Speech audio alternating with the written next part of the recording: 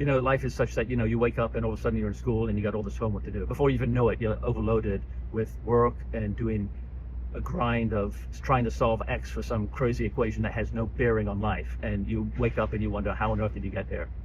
You didn't have a choice in the matter. And you're learning all these facts about history and all this stuff and you know it. You know very intrinsically that everything you learned in school is utterly useless. Like it doesn't translate to the real world. It's just this knowledge. And it is a empty experience. And this is what they tell you life is, and that you have to do all this stuff and you have to do good in this empty work so that you can be successful. That's utter crap. Success in life, okay, if you want to have real success, and I'm not talking money so much, but true fulfillment, and out of that will come finances. But don't even worry about that. The more you focus on money, the less you'll get. Or if you do that, you're going to turn into a total douchebag, and you don't want to be like that. I'm talking about contentment and fullness of life and richness of life, and that only comes from God, because God is the source of all life, and there's a certain way in which He works, and it doesn't even matter if you believe in Him or not. He acts the same way. It's actually doesn't make a difference if you believe in God or not in this world. It does make a difference if you get to know Him. That's hugely beneficial. But if you don't want to bother, that's your choice. But let me just tell you the story, and how He works. And He is the source of all life, and fullness of life. And His promise is in the specification, is that if you hang out with me, I will fill you with life. We are designed, we are made in His image, and He knows us, and He likes us, right? Even though we're scumbags, meaning we do evil. So many people pretend that they're good, and if you look at the narrative of the world and society, everybody tries to pretend that they're good or that they're honorable, and they cannot stand any type of negative reflection upon themselves, when the truth is we're all scumbags. Everybody. We're designed a certain way, and everybody has thumbed their nose at God or turned their back on God and said, I want to do things my way, I want to have fun. We're designed for the Indy 500. We're the sophisticated Formula One racing car. Incredible, designed for the glory of the track at 200 plus miles an hour.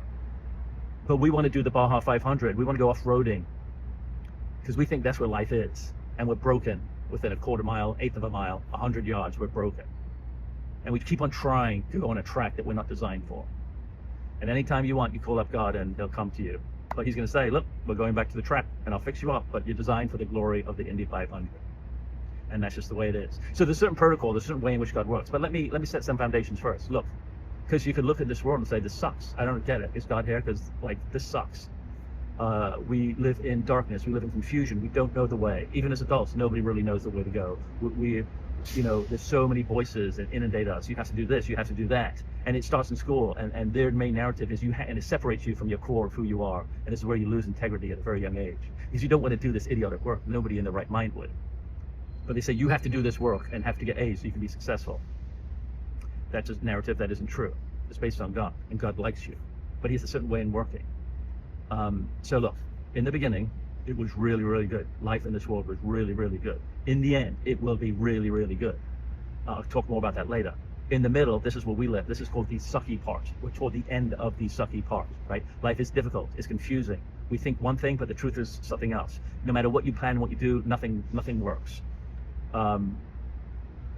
We get hurt. There's crime. There's anger, full of anxiety. We don't know the way. We grope around in darkness, and life is difficult. So, how does God play into this equation of life? Well, about 2,000 years ago, there was a great transaction in the sky, a great journal entry, because in the beginning God had a plan, but man rebelled. There was a journal entry, the great journal entry in the sky, and then it allowed us on the books from a legal point of view to be reunited with God, such that we could adopt the original plan again. But we're still stuck in this dark, broken world. And God does not try and fix this world. He's not into fixing this world. He's into the people of the world, the people. At the end, He does it all. He makes it all new again. We're not there yet. That doesn't matter to us right now. I'm talking about you. How are you going to be successful in life? We are designed. The original blueprint was man was designed to live from God. The original specification was we would get our energy from Him, our life from Him. He fills us. So everything we do, every conversation we have, every look, everything, every activity we do is full of life and produces fruit, is good. No matter what you do, it always works.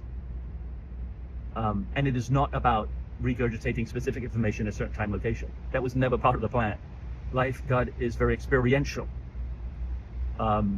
He meets us in our most basic, simplest form. And this is the life now we pick up.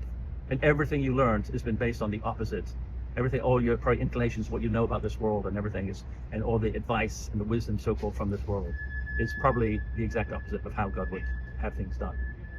This is fruitless. So the takeaway from this video is just start hanging out with God. You hang out with him, his life will fill you up. And this is what we're designed to do. He has a plan for you.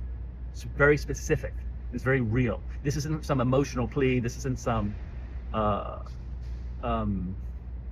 empty hyper enthusiasm to get you whipped up into an inspirational frenzy of that has no substance. No, God is all substance. And I'll give you exact and specific tangible things, logistics of how he works that you could follow, that you can grab onto and do. And you will see the fruit in your lives. That's what's in the specification. Right? God gave us a specification. I'll translate it. I'll make it real to you. You read it yourself, too. Anyway, there's ample examples of we are his workmanship.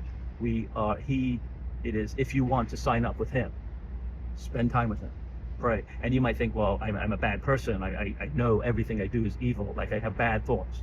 Like don't work. This isn't the specification. He knows this. Like it's no surprise to him. You're like, he can work with scumbags like you and scumbags like me. This is what he does. He knows the game. He's not stupid. And his goal is to bring you to fullness of life.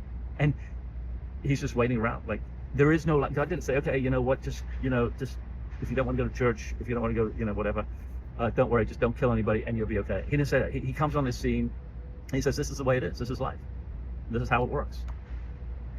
It's this simple. This is consequences if you do this, and this is how it works if you do that. All of life, look, let me tell you something. Life is just like the 5 minutes before gym class when we decide out which team we're on. That's it. We have 70, 80 years to do that. There's more to it if you want to make that decision earlier, but that's the basic decision. God gives us plenty of time. And you can, if you don't make a decision, you made the decision already by default. And it's proved out by what we believe, by actions, by our speech, by what we do.